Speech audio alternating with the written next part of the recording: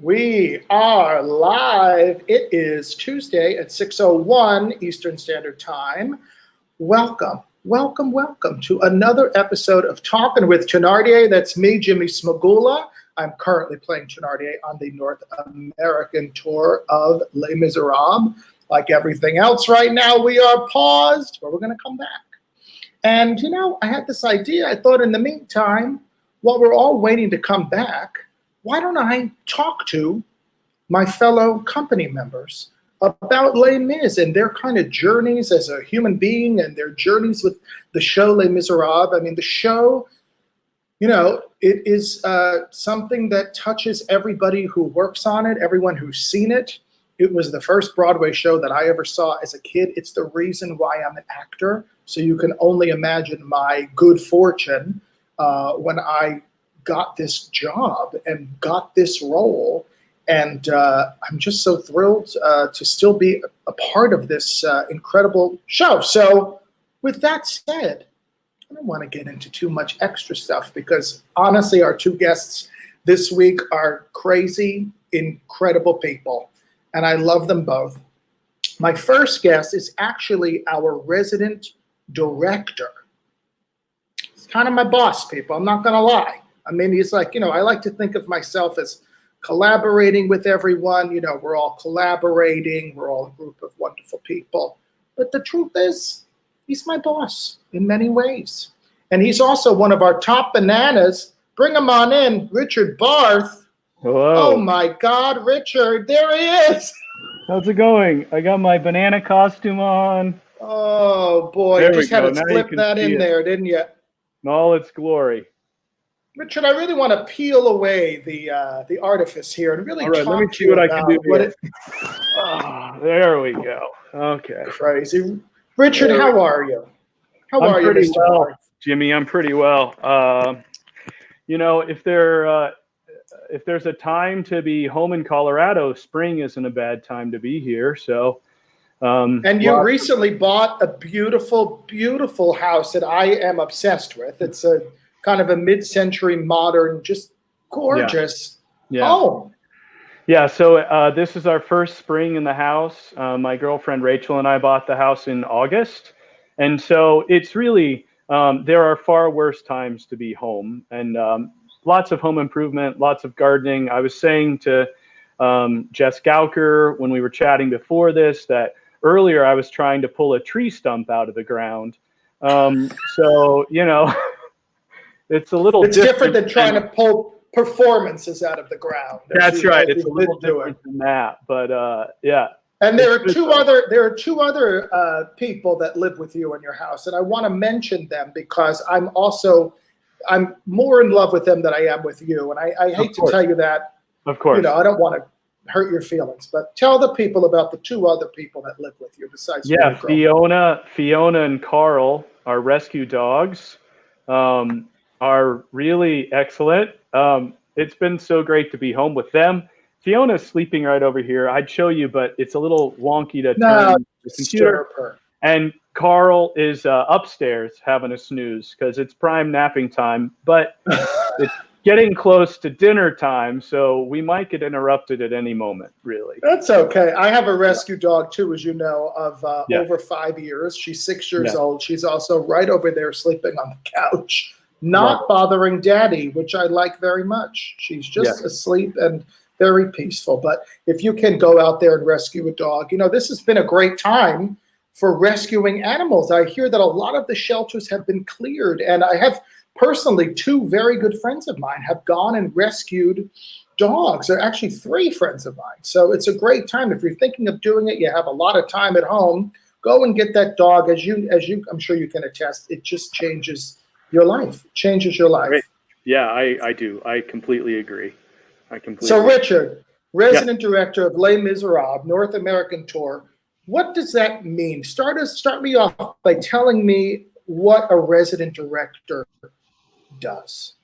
So it's my job to maintain the artistic intention of the show as it was originally staged when the tour first went out.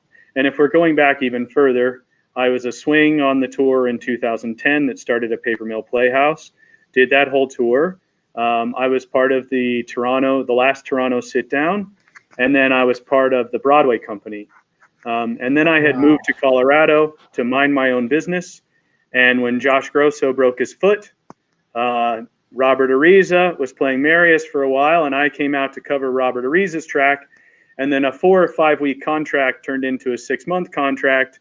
And then after I went home and tried to hide again in Colorado, they said, "Would you be interested in coming back to be the resident director?" And so I have a long history with the show. It's been very good to me. In fact, Cameron McIntosh, his properties have been very good to me. Miss Saigon straight out of college, and so on and so forth. Anyhow, so it's my job, along with the stage management team, along with our dance captain, to maintain the artistic intention of the show. It was as it was originally set, over 2 years ago. So I've been in the room a lot with our directors, and they set the show, and then they go work on other projects that they have. And every so often they come back for a visit. But between Cory Agnew, our associate director, and the rest of the team that we have on the road, we make sure that the show is still as the directors left it the last time they saw it. So. And this is a very difficult job because, as an actor, I mean, you had been an actor in Les Mis and all those iterations that you just told us about.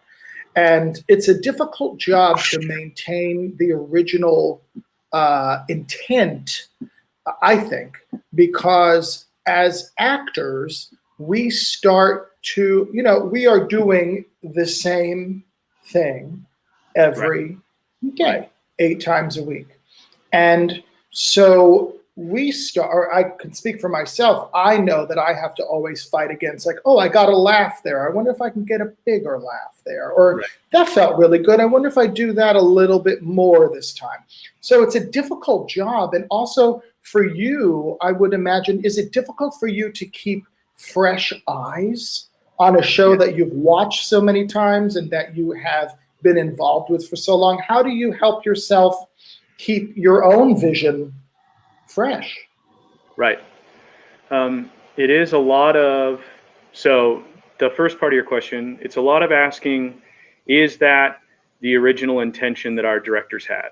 Because sometimes, the last time Lawrence Connor saw the show in Boston, he said some of those laughs have to go because we're not actually playing the scenes the way we should. We're leaning into the laughter.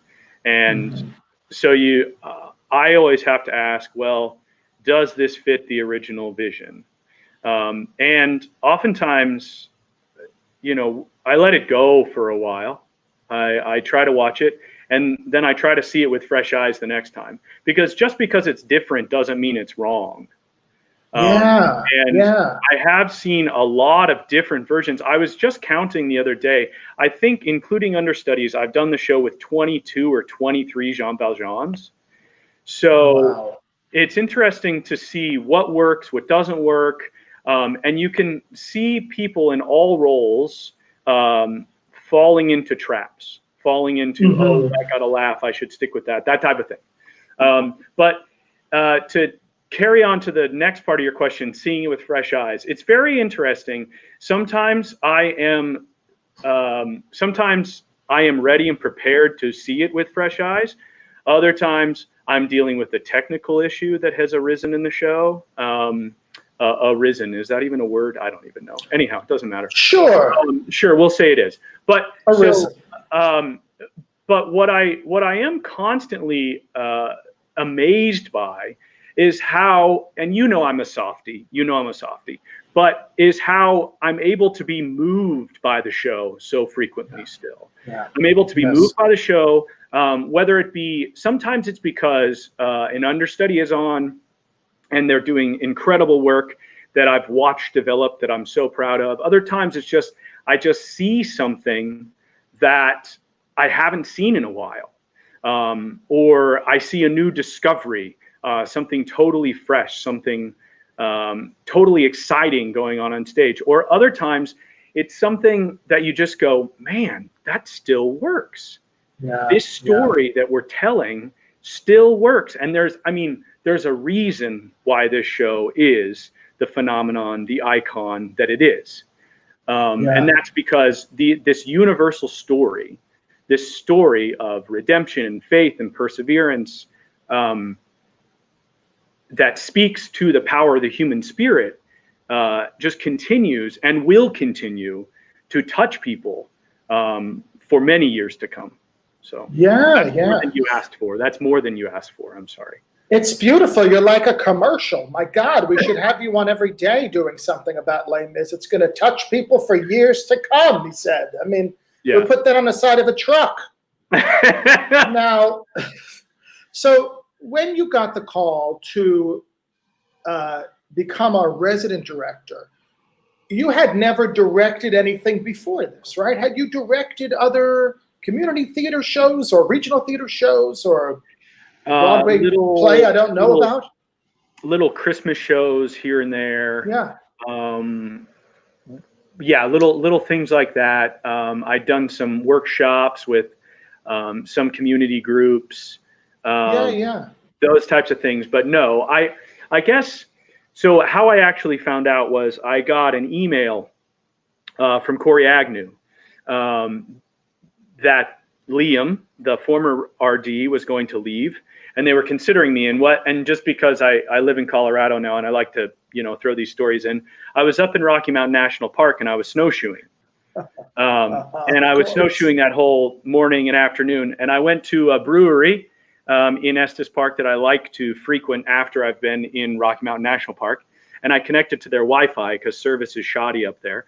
And I had an email from Cory Agnew, and I'm going, what's Cory Agnew sending me an email about? And he says, are you interested in this? And I know you have a nice life with Rachel and in Colorado and all this stuff. And I said, sure, I'm interested. And I was sort of thinking too, like, okay, so why are they looking at me for this? And then I started to think back, like, I have been in the room a lot for these rehearsals. Yes. And I was constantly taking notes, right? Just like constantly taking notes, listening to all these intentions that were being discussed, listening to these conversations that would go on based on how an actor was looking at something, how a director was looking at something, like that type of thing, and finding what the story needed to be. And so I still can replay some of those conversations from October 2010, when this version of the show was first coming to the United States. And so I guess that, coupled with the fact that I was a swing for so long, covering 11 tracks and the permutations of those tracks, because of the internal covers we have, you swing into this track, into that track, you're doing, in the afternoon, you're doing a certain track and you're playing Bamatabois, and then that night you're Grand Terre, you sort of know how the show fits together. So I think that lent itself to the offer coming my way.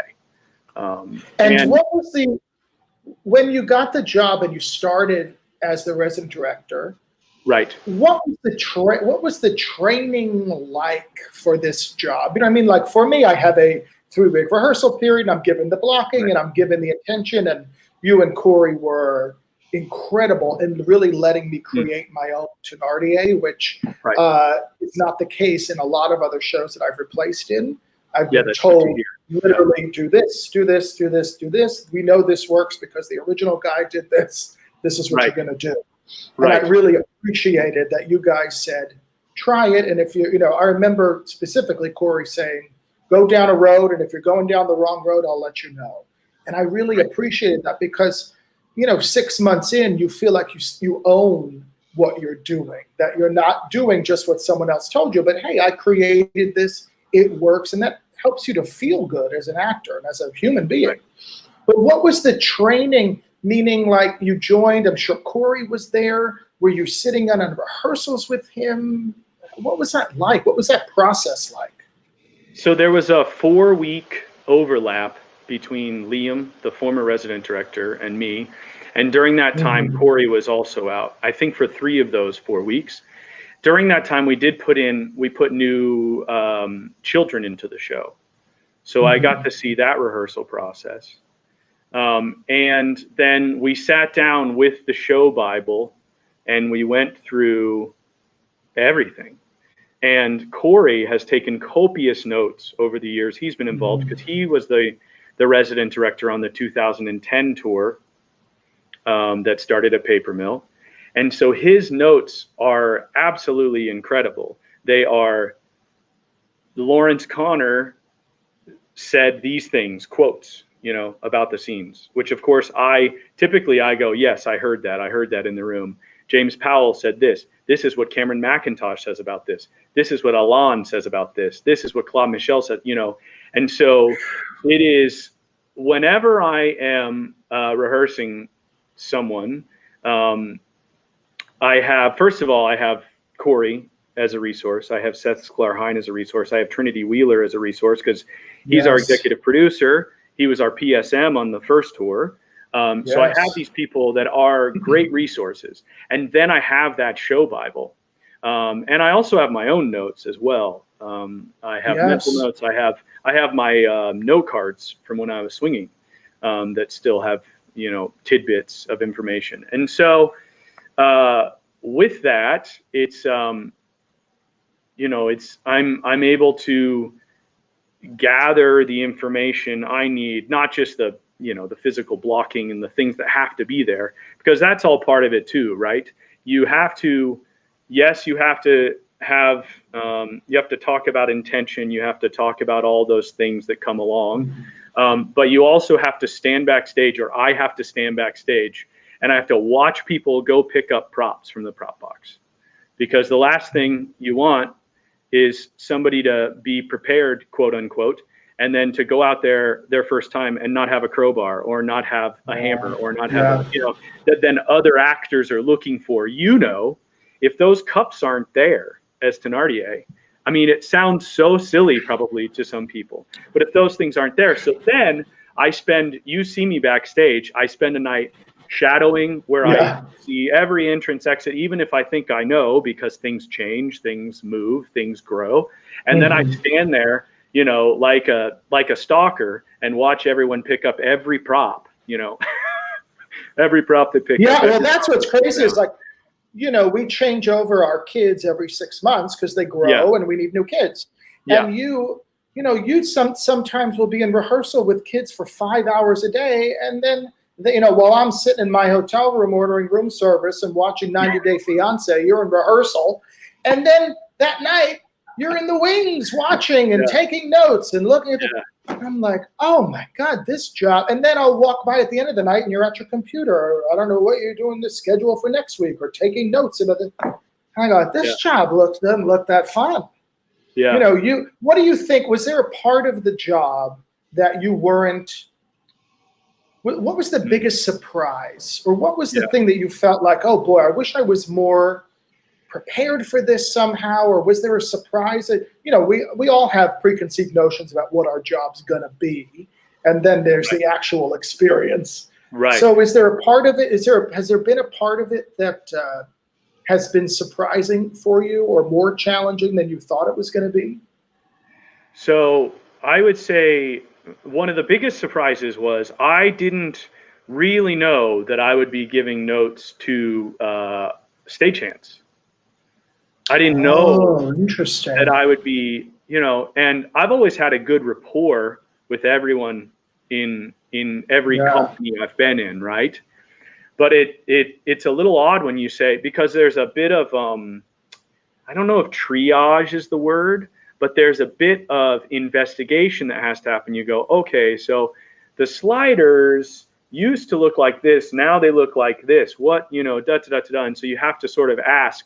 Or I'll go to Dave George, our head electrician, and I'll say, okay, I'm having trouble getting so-and-so in light. And he'll take me up on stage and he'll say, well, these 4 lighting instruments are on. And so then you have to figure out, like, okay. And now I totally understand why, as an actor, you get a note where you say, hey, can you try to back up 6 inches in this scene. Yeah. You know, Yeah. the next night they come and they say, oh, actually, can you scooch down stage 6 inches? And then they see you find that light and they go, okay, that's what we need. And it isn't necessarily anyone not having the knowledge. It's just trying to figure out in that moment, like where exactly, because of course too, our lighting in our show is so specific. And so beautiful. And so beautiful, so gorgeous. So beautiful, yeah. Holly Constable.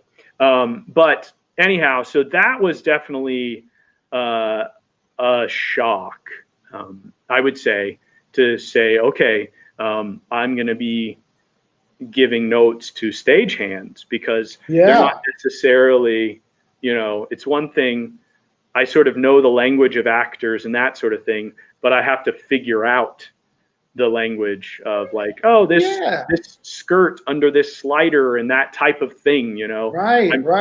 Behind this now, what happened? So that was definitely a shock. How did you find the transition from going, because you were an actor on this tour with many of these people that are still on the tour, actors. Right. Did you find the transition difficult to go from actor to management? Because you are, like I said, kind of in your introduction, you are our boss. I mean, you give me notes and you're very good about having conversations and allowing me to collaborate with you and, say like, let me try this and you can tell me if it works. But at some point, what you say goes in many respects.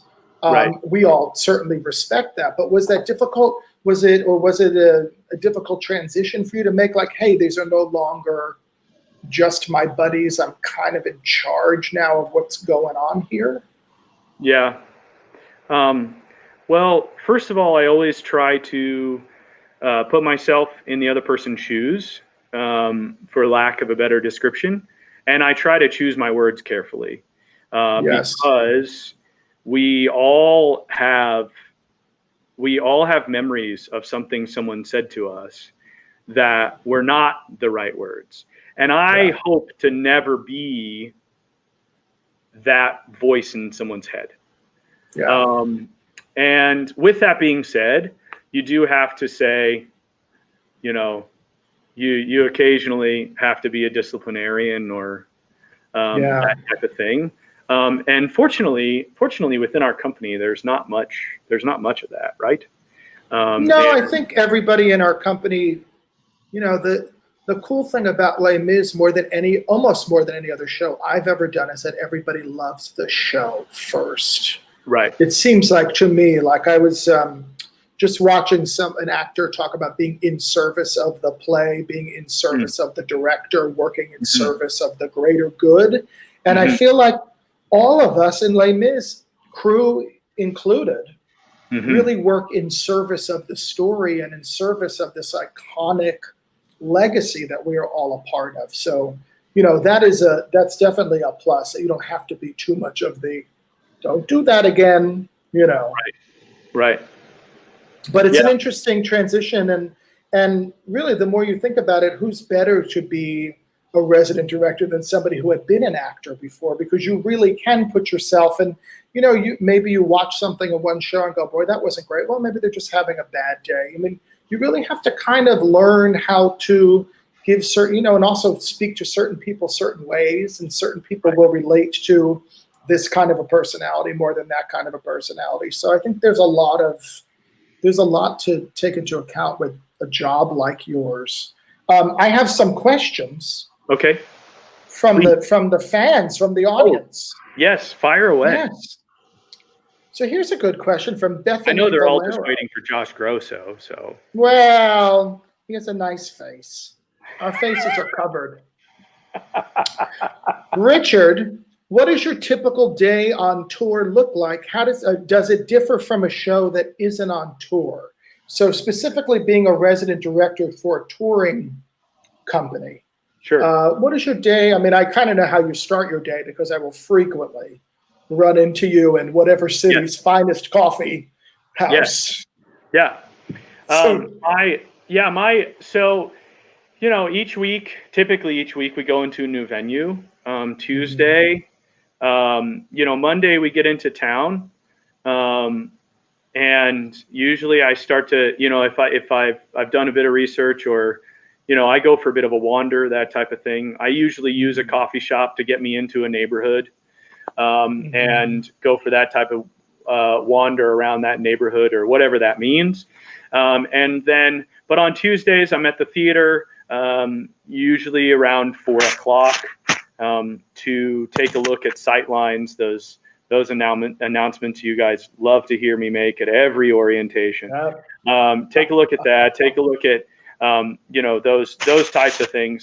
And then there's always our orientation meeting where things, there's usually an announcement or two of the week gearing up for some sort of rehearsals, or hey, we're looking at this put in, or that type of thing. But really Tuesday into Wednesday is typically a stressful time for me, because I note the show for technical notes, because we're in a new space, and I also typically take pretty extensive notes about that evening in the show. And then the first thing Wednesday morning, I'm at a coffee shop, and I'm typing up notes. I'm typing an email with tech notes to send to all of our technicians that are heads of departments, and stage management.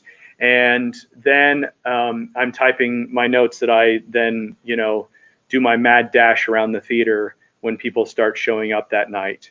And then, of course, there's always, throughout the day, there are emails from New York and from London and those types of things that have to be addressed.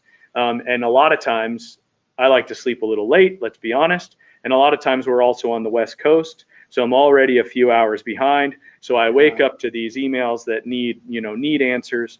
And typically it's when we're dealing with people's lives, right? They're booking flights for people. We're getting new cast members. They're giving their notice to leave other shows, all of that stuff. So it can feel a little hectic, and a bit stressful to make sure you're getting the dates right. Because we've all probably, I know I have been a part of shows where you get an email that says you're starting on this date, and then a week later they're like, oh, actually you're starting on this date, Sure. And so I try not to have that happen. And then from there, it's like I watch the show quite a bit throughout the week. If I've noted something, I try to pay particular specific attention to that. And then, or somebody's asked me a question, they say, oh, well, such and such is happening. This cup isn't where it used to be. And then, we go down the rabbit hole of like, hey, Jess Gowker, hey, Jack, hey, Joe, like, let's figure out like what's going, where did this go? Or talk to Kyle Timpson, and Kyle says, oh, that, blah, blah, blah. I guess that's, and then there is, what is great about touring is exploring, right? Like, that's great. Like we get to explore these great cities, these fun places. And but I will say, I oftentimes, I don't know if you do this as well, I go through periods of wanting to be a tourist and not wanting to be a tourist. Yes, absolutely. And not pressuring yourself. Yes. Not pressuring yourself. You don't have to go up. Right. And there can be the finest work of art, the finest architecture, and some weeks it's just like, I just can't do it. Last week I saw the world's largest ball of twine, and this week I can't go see that Van Gogh painting, something like that. Yes, exactly. Well, Richard, it's been 29 minutes. Okay. I love it. You're a great person to interview, because I can ask you a question and I get all the answers. It's terrific. You get all. You're going to have to come back on. You're going to have to come. You're going to have to come back on.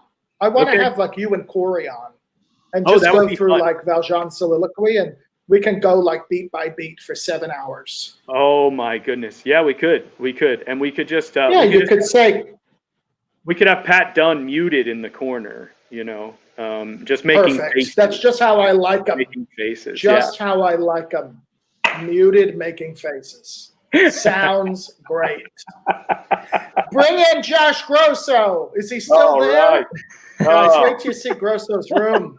Look at this room. He's sailing. Oh yeah. Josh lives on a houseboat off of the coast of Miami. That's what and he's actually sailing the ocean blue right now. It's I didn't know that you were a nautical kind of guy. But is that a Florida. mini fridge?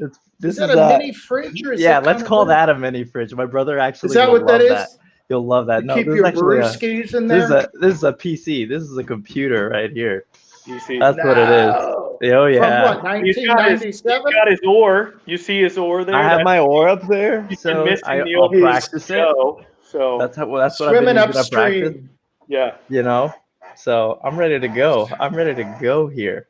Well, the blue light is very enticing, so we're going to say goodbye to Richard Barth. See you, boss. Thank you so much. See you, boss, man. To see you. I miss you, and we'll see you soon. I'll see you on Reddit. We're Redditors. Are you on Reddit? Is he on Reddit? What is Reddit? I don't really know what that is. Oh my God, Jimmy! How do you not know what Reddit is? I don't really know. I am very old. I'm in my 40s. You got to discover Reddit, Jimmy. That's all I'm saying. Go on Reddit. What do you do? It's like message boards, right? It's like, what do you not do? What do you not do on Reddit? People that know Reddit will know. You just got to. You'll send me a link. You got to dive in with no link. I'll send you an application. There's no link. You don't send a link. Like it's just a website. See, this is why this is the stress of me being on the Les Mis tours that I don't know these things. I don't know, and then I share a room with Josh Grosso. He talks about Reddit and these video games. Talking about? All right, listen, Josh. I'm a gamer at heart. How are you doing? Where are you now? I am in my room. So we moved to a new house, I'd say a little over a year ago. And this room, fun fact, actually didn't exist. This room used to be a garage. And my dad came in and basically made a room basically for it my looks brother. really nice. So it's my brother and I, we shared the space, and then he goes off to his own room, but we share the space. We're on our computer. So I've just been home. I've been in Florida with family, and considering the circumstances, it's been kind of a great time just to be with it. I am very much a homebody, 100% homebody. So, just being home with family, watching movies, playing with my mini fridge. Can we put up the comment that Brett Stoker one of our streams, Brett Stoker just came up. True. Ban that guy. He doesn't even look like his picture anymore. You know what I mean? He's not wrong. Yeah, Brett Stoker, if I can just publicly say, please get rid of that facial hair. What is happening? Brett. And why won't Jillian cut your hair? Brett, you see what happens when you go ahead and go into the public light, Brett? All your nightmares. It's a bets are all off. Your nightmares. Yeah. Fly Josh, high, go away. Where did you grow up? You grew up in Florida?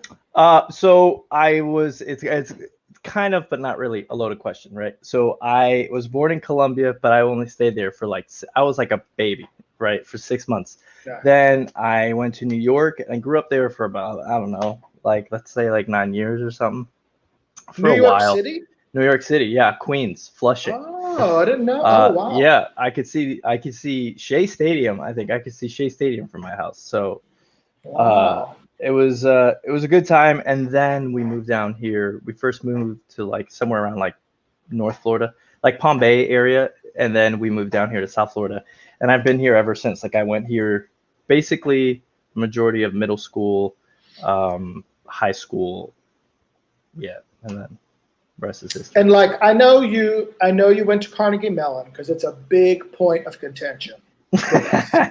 With us, with you. What are you talking about? With us. You heard me. I didn't stutter.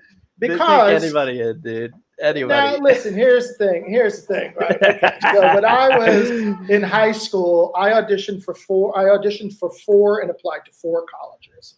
And Carnegie Mellon was my number one top choice because back then, and it's still probably very true, but in my perception back then when I was in high school was if you got into Carnegie Mellon, you were definitely going to go to Broadway. It was like a ticket to ride. You know what I mean? It was you're going to do it. And of the 4 colleges that I applied to, the only one that I did not get into was Carnegie Mellon, and I was devastated. But it's interesting because I've talked to you about it, and I said to you, like, oh, you must have really wanted to like go to Carnegie Mellon. Was it your top choice? And you were kind of like, I didn't really know a lot of things. So like, tell me, like, when you were in high school, were you singing? Were you in musicals? Yeah, absolutely. Like, I mean, my first musical was Willy Wonka Jr. In the 8th grade. And I only auditioned for it because I was going to lose a scholarship that I was at, because I didn't know I had to like audition for to keep my scholarship. So, I mean, yeah, I had been performing. I did like Sweeney Todd in high school. I did Doubt in high school. I mean, I had a really great, wow. I had a really great, you know, kind of. Who were you in Doubt? You the priest? I was the priest. Doubt in high school? Doubt in high school. Can you believe that? It was crazy. It was crazy. That's such a weird play to do in high school. We did it, man. We went for it. You need to like we did tweet at John Patrick Shanley and tell him. That's so weird. We did Rabbit Hole. We did a whole bunch of like really good plays basically, and a really good. That's when I did Light in the Piazza. I did Phantom of the Opera. I don't know what else. But it was a lot of fun, and like it was like a great introduction into theater. Like, yeah, that's basically like where I got my first, you know, my foot wet. But when did you decide that you wanted to do it for a living? You know what I mean? Well, like, because a lot of kids go to high school and enjoy doing musicals, and this is fun. But then to like ask your parents, get scholarships, whatever you have to do to say like, I want to get a degree in, you know, musical theater or acting.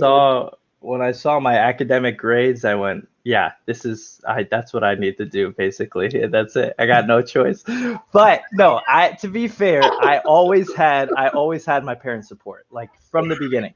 Like I sang beforehand before I ever acted, and I only took acting lessons because I was singing. So I was basically on my way to become primarily just a vocalist from like the age of like 12, 13. Yeah. So I was taking classes, I was taking acting, dance, yada, yada, yada. But then like when I went into high school, I figured out that you can do all three kind of at the same time. So then, and I don't know, college, you know, senior year came around and people were like, you know, we're going to start going into colleges, this and that. And I was like, okay, well, I remember I went on Google at Yahoo, actually. I went on Yahoo at the time. Because Yahoo, I know what that is. What that is. Yahoo, actually, the web search was superior to Google at that time, and I put like top 10 musical theater colleges, right, as you do, and you see like NYU, CMU, Michigan, all these schools. So then that's what I based my list off of. I just knew that I just didn't. I didn't want to stay in Florida. Off a Google search. Yahoo search. Off a Yahoo search. Yahoo search. But I mean, I do not ever tell that. I never say that with like, yeah, I just did a Yahoo search. I was like, that's just how like dumb I was operating. You know, it was just dumb luck. It was a lot of it. And then I just did, you know, I did my work. I like worked my butt off to have like 15 monologues or whatever and like 30 songs, but I did it. And then by the time I went into Carnegie, right, to do my audition for Carnegie, they asked me to like quack like a chicken. So you didn't really miss anything crazy. Like they were just like, okay, pretend you're doing stand up with a Greek monologue. And I was like, okay, sure. So when you went to Carnegie Mellon, what do you think was the greatest thing that you learned at that school that you still use today? I mean, were there things like, I know when I went to NYU, I literally didn't know anything about acting, not one single thing. Not one single thing. Yeah. So the acting training that I got, I did 3 years of musical theater and then a year of classical studio. It's all Shakespeare, Jacobean plays, some Chekhov. So like all of that has been so incredibly valuable to me. Yeah. You know, I already like kind of had an okay voice. I think my voice would have gotten better. But like at Carnegie Mellon, what was the part of the training there that you still look back on and go like, wow, thank God, like, or man, I still really use that or think about that a lot? It's I think it's really just primarily the emphasis on the text and the material that I learned. I can't basically I constantly, whenever I'm at a hiccup or at a point where I can't figure something out, I just always tell myself like the mantra of all the answers that I have are literally staring, or all the answers that I need are staring at me, you know, like they're right in front of me. They're right in the text. There's nothing else. They're nowhere else. They're not deep inside me. Yes. They're not, it's just the text is the information that I've been given is the information that I need in order to try and figure this character out. So, I think it's just primarily been that. It's the reason why I chose to go to Carnegie, really, or why I was so excited to go, was because they were just like, we start from a foundation of acting, then it's everything else on top. Because without that, acting serves as kind of the engine or the impulse to do everything else. So acting gives you the answer to why you have to sing, to why you have to dance, to why you have to just do anything, right? Acting is that tool to help you figure that out. And that's really how I fell in love with this, their program, kind of like when they were just where they said that at like our orientation or something like that. I just went, this was exactly what I wanted, because it's just basically digging into the text. And we have a really cool exercise called Before the Door, which I know a lot of other colleges have it too, but basically it's exercises everything that happens before you actually start the scene, right? So it's like, for example, to put it in the context of the show, like before I come in ABC Cafe and like, you know, try to convince these guys that the answer to everything is love, what happened before I burst in through that door? So like that is so just it's not even the moment. You know, a lot of classes or teachers talk about moment before. Yeah, you're talking about many moments. It's like, you know, that moment before the door can be the entire scene before, you know, before that door, or before that scene. So that's how, you know, you just can't. I mean, you know this, like, and any great actor knows this, or like anybody knows this. Is like you can't ask yourself enough questions, you know, which is so frustrating and so great at the same time, because you never know when you're done. But you know you shouldn't be done. Yeah. And that's how you can do a show like Les Mis for 3 years, like you have. 35 you know, years because of there's my always life, no. When did you years. first? When did you first? Tell me about your audition process a little bit for Les Mis, for this story. It's really not that special. I got the appointment from my agent. It didn't really dawn on me how it didn't really dawn on me that I was like auditioning for Les Miserables. I just went, I'm auditioning for Les Mis.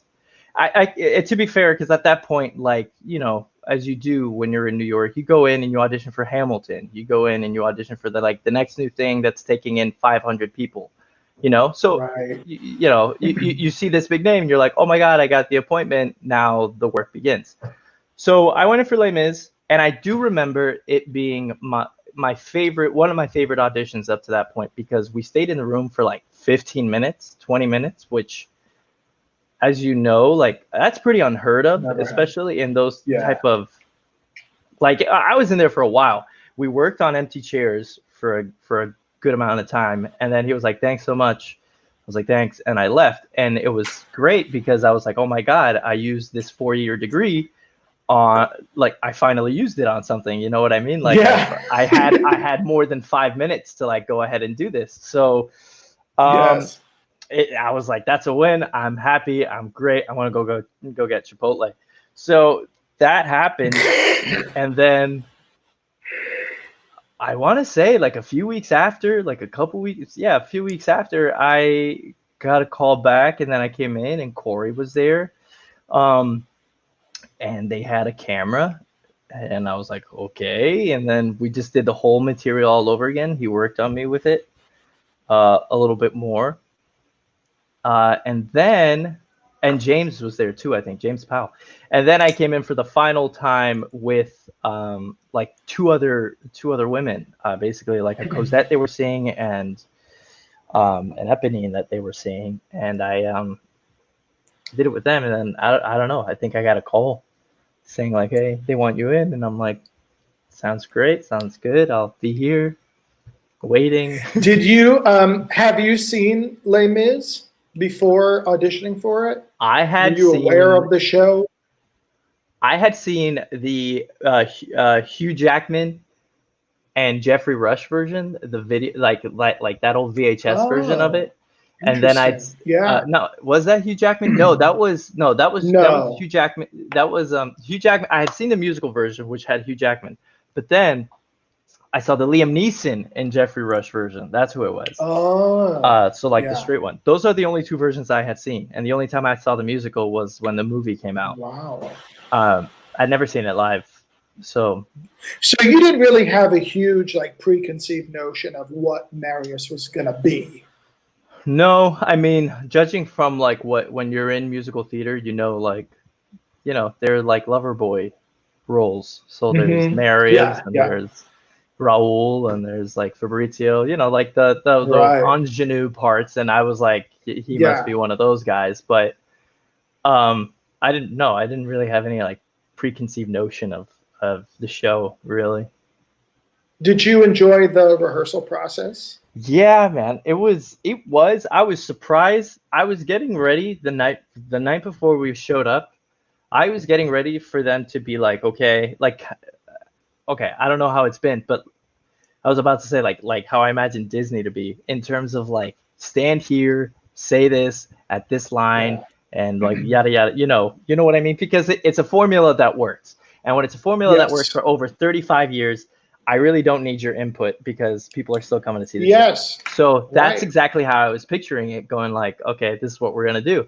And I show up and James was awesome, man. I mean, we start from the show. We're like, okay, where are you coming from? We're asking like questions that I was asking just a year before in Carnegie in acting school.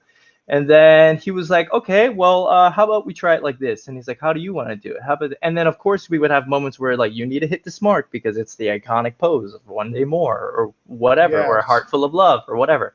It's iconic and you need to do it. And I'm like, duh. But everything else on how we got there from beat to beat to beat was really in our hands. And I think that was really awesome when I think you could tell, like, within our cast that we were just all kind of like, we are really building the show, like our version of the show. It wasn't trying to be any other version of it. It was just our version. So it was really fun. It was really fun. It was great. Yeah. I felt that way about my own rehearsal process, which was just a replacement rehearsal process. Yeah. So to allow, and like I was saying to Barth, I've replaced in many shows where you don't feel that way at all. Yeah. And so for me to have any kind of artistic process as a replacement was like incredible. And like I was saying to him too, it just, your self-esteem as an artist grows and you feel like I really own, you can go out there 8 times a week as Marius and feel like, you know what, this is my Marius. Like I created this guy. And that's cool. And you continue to discover and things change and morph and grow and sometimes in really good ways. And I'm like 90 to 95% of the reason why Barth has a job and keeps having a job. Because, I was like, if it wasn't for my foot, I told him, I'm like, I want a percentage because if it wasn't for my poor right foot, I was like, you wouldn't even be on this YouTube live stream right now. And then I told him, and then I said, how you were saying, you were like, oh God, he's in rehearsals. Then he comes in, he takes notes in the show, and then you see him after the show, he's working on his computer taking notes. That's because I'm giving him so much material to work with. So much, just doing everything so wrong. I'm so exhausted. It's exhausting, isn't it, ladies and gentlemen? Hey, Jess, can you put up Maddie Diaz's comment? I want Josh to see it. What did you say? Do you know who this person is? Yeah. She was a student of Tanya's. So Tanya Laracuente was actually my like very first voice. She actually was like the teacher responsible basically to like help me get in tune with my voice. Oh, there's Tanya. There she is. She says hola. Hola, that's how we say it down here in Miami in the 305. I know. I've been to Miami many times. Hola. I have some questions for you, Josh. Shoot. Josh. Well, actually, I just have a comment. It's a very nice comment from Meg Hibbets. Okay. She says, I saw this tour twice, 2017, 2019. The last time I saw Les Mis, Jimmy Smagula, it's me, was my Thénardier. And it was also my second time seeing Josh as Marius. So glad I got to see Josh again. He was one of my standouts both times. Wow. Meg Hibbets, it's very, very nice. That's too nice. Now, I have a really cool question from Melissa Marie. Okay. She said, you won the 2012 Jimmy Awards. Can you tell us about your experience with the Jimmys and how it helped your career? And tell me what the Jimmys are. So the Jimmys are basically like an award that they would have every year. They have every single year. Basically, like they used to take. I don't know how it works anymore because I haven't watched it in a long time. But basically, they would take like 50 students from around the nation, bring them all to New York, and have like an intense workshop for like a week, and then at the end of the week, something like that. We would have like Broadway stars come and like do the workshop with us. So I had like Liz Calloway like as my teacher, as like my professor, you know. And she's kind of like the reason why I chose. I had two songs. And funny enough, I don't even remember what the other song was. I don't remember right now. Oh, and The Rain Keeps Falling Down, right? I think I was gonna sing that or Il Mondo Era Vuoto, which is from like the Piazza. It was all Italian. Oh. So I was telling her, I was like, oh, what am I? Like an 18-year-old kid who thinks I can sing like something that like Adam Guettel wrote. But I'm like, I don't think I should do Italian because no one knows what I'm going to be saying. And this song is like super hard. You know what I mean? And Liz was like, you know, I remember that she was like, sometimes when I find myself that I perform better when I see that the song has a little danger to it. You know, she's like, when I know that it's a little danger, it actually like basically ups the ante on my whole performance. Wow. So she actually was like, I think you should do the Italian one because it'll just make me work harder to convey whatever I'm trying to say with people having no idea what I'm saying. So I did it. I wasn't even supposed to be there. I was a runner up to go there. And the guy chosen couldn't go, so they called me. So I was already kind of like in a I have nothing to lose mindset. I'm like, I'm just here for the ride. Yeah. And yeah, you basically compete 25 guys, 25 girls, and you sing for a couple judges for a couple of casting agencies as well. Like Telsey was there my year, and they pick a winner. And you're very fortunate enough to like be on that was my first time on a Broadway stage. It was on the Lion King stage, Minskoff Theater, I think. Wow. And we do a whole number, and then we do a whole bunch of medleys together. You get to meet people that are better than you. Like you just go like, oh my God, look at you, look at you, look at you. Great. This is awesome. And then, but I was very fortunate enough to be in it. And the only reason why people know that I was in it was because that year specifically was the year that PBS decided to do a documentary on the Jimmys. Oh. So I'll have to check that out. You really don't, you know? Yeah, I got to check it out. But it was fun. Like no one knew, including myself, that I was even going to get close to like top 3. And then, you know, as they say, the rest is history. Then you won. Yeah. So, and it helps with college and all that. So let me ask you one final question. Because you've been doing Les Mis for many years, which you probably didn't think you would go on tour for this long, which is a real testament to the tour and to the material and all of that.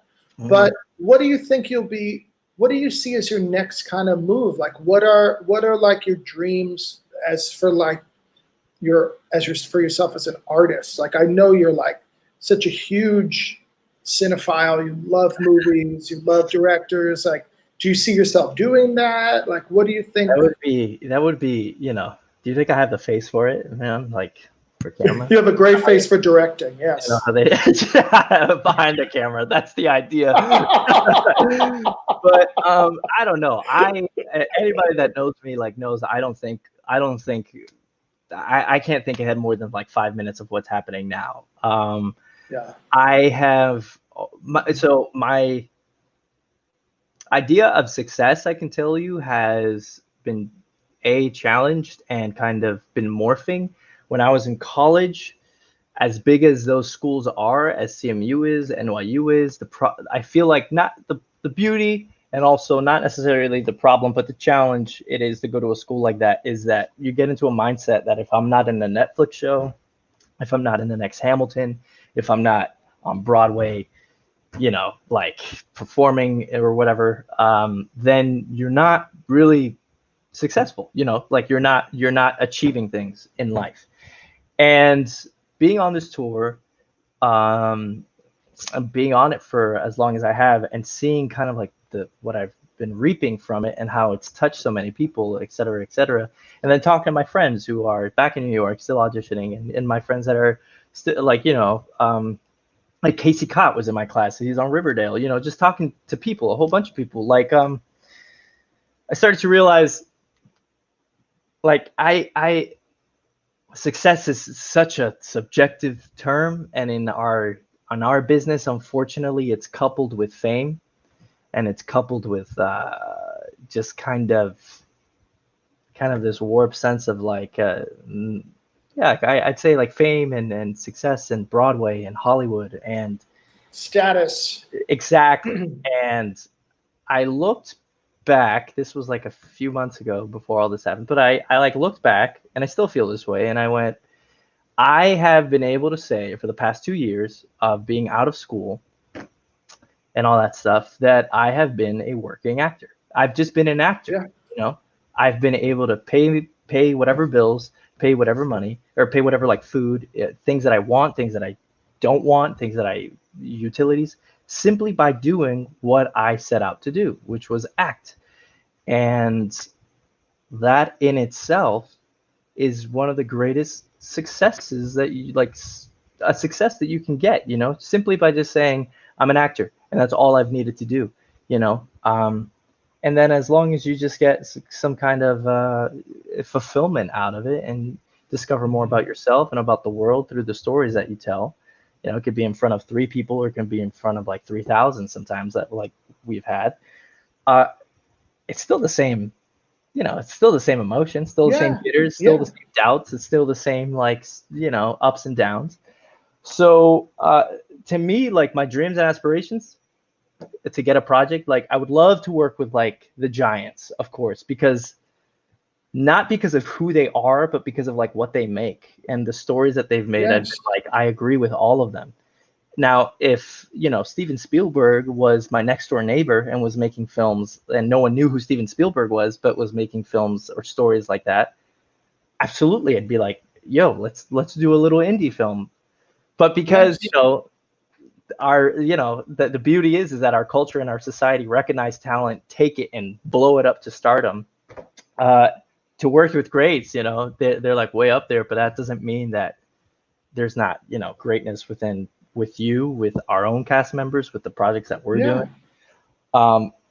So I think it's just a very young mindset of going like, by the time that I'm 24, I'm going to land a Netflix show. And then you're like, and I think the older you get and the more people you work with, and when you work with the greats, the giants, you will begin to, you can really assess and go like, oh, that person is considered a giant because of this, not because of this. Right. And I mean, you've worked with a couple giants. So I'm like, I've worked with a lot of actors who are very successful and famous, directors who are very successful and famous, and that has been a very interesting thing. Yeah. That's been a very interesting. But you learn from all of them. You learn from all of them because maybe if you work with a choreographer who's not bringing exactly what you thought they were going to bring, but they have other skills. Yeah. You know, they're such a people person. People just love their personalities, the way they rally a cast, Yeah. the way they make you feel important in the ensemble. That's a huge asset that not everybody has. So, you know, I think success can come from many different places, not always just from the way you can execute something. I agree. Josh, Ditto. I gotta go. So do I. But we can You gotta guide go on and text. navigate that boat. We gotta navigate this boat. We Go gotta check your compass, drop anchor, and I wish you all the best. Thanks. It was good talking to you. Thanks for having me on. Yeah, of course, anytime. We'll see you soon, I hope. Much love. Much love. Yeah, I hope so too. Bye, Josh. Ooh, I pushed him out. That was so fun. Well, that was really fun. I love those two guys. I miss them a lot. Come back next week. We're going to have 2 more people here. Maybe 1, maybe 2. I don't know. But we'll be back next week. Thank you for tuning in. Have a great day. Bye.